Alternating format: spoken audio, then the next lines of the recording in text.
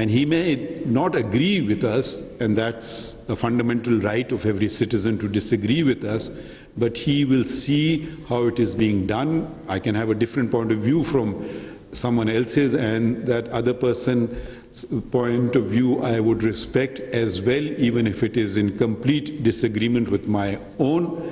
But it ensures that it brings about a level of transparency, it brings about a level of openness, and I think, hope and expect that it brings about a level of, it works as an educational tool as well. There are of course downsides for judges, including myself, because when I go home my wife says you were slouching, you were not sitting properly, so there are downsides to it as well. So, but that is for us to suffer, and not for others. Previously we weren't too bothered about these things, but one has to be a bit more cautious. I'm very happy to know that technology, how it's being used, and technology is a tool, just as the qalam mentioned in the Holy Quran was a tool. Now we have further technology, and we must use these tools to gain knowledge. And what does a judge possess? A judge possesses primarily, he should know the law and as much of it as possible, so that helps in making him or her a better judge. So I'm very happy about the WhatsApp groups that had been, and I'm particularly pleased to note that it is not what the Federal Judicial Academy determines the judges required to be taught or be provided expertise in, but the demand is now coming from the judges in the training need assessment, abbreviated as TNA. And this is very good, because I don't know something, I reach out, and the Federal Judicial Academy, if it thinks that there are a considerable number of people who want to be assisted in this regard, they make a program and reach out to them and train them in that regard.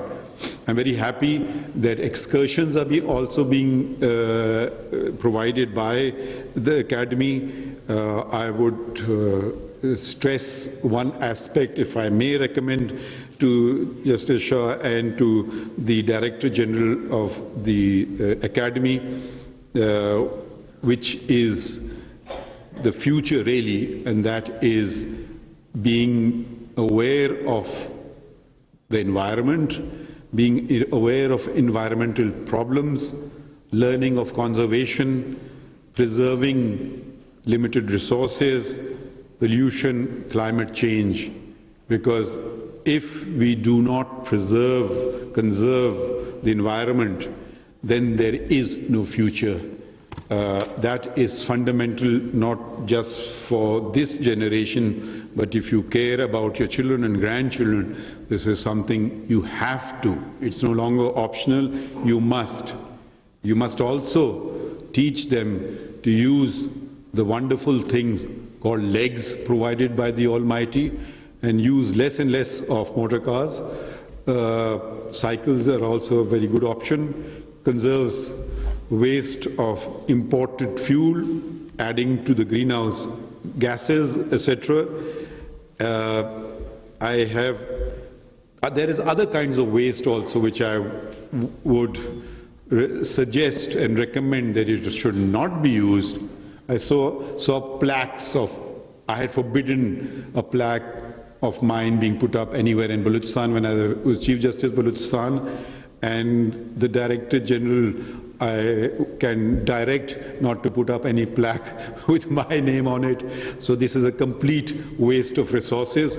If people have done something wonderful, the coming generations, their peers, will remember them in their hearts, and that's the best way to remember them, and not waste a piece of metal or paint and put it on a wall. That's not how we should be remembered. We should be remembered in what one writes, what one teaches, what one has and what one has given to society.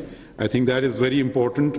In conclusion, I would thank the Federal Judicial Academy and the participants, particularly I believe that I'm also addressing the district judiciary throughout Pakistan, that we look to you. You should not look to us. We look to you to ensure that the public confidence in the judiciary is raised. People have confidence in court. We look to you to ensure fairness. We look to you to ensure that when two litigants come before you, you do not discriminate between them, you treat them equally. We look to you to ensure that all lawyers are treated with respect. Give respect, you get respect. We look to you to ensure that while senior counsel are given respect, juniors are assisted whenever they can be, and all these things is a fundamental feature of our faith, ikhlaq. Ikhlaq there must be in judges, and when there is in us, I'm confident that it will be reciprocated by the litigants and the lawyers. As a practicing lawyer for more years than I've been a judge, I did not mind what was decided by the judge, even if he decided against me. I did mind how I was treated in court, and I was given as much time as the other side, and that is very important. So the principal feature of our system is justice must not only be done, but be seen to be done. This is something which one must keep reminding oneself of. I try to remind myself of this every day. In conclusion, I would like to thank first and foremost Justice Mansoor Ali Shah. I think all of you agree that he was the right man for the job.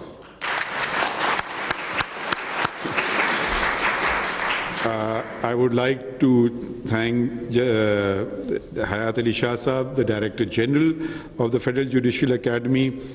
I would like to thank a volunteer. I was informed, Sher Shah Khan, who's done some wonderful work, assisted with the Federal Judicial Academy.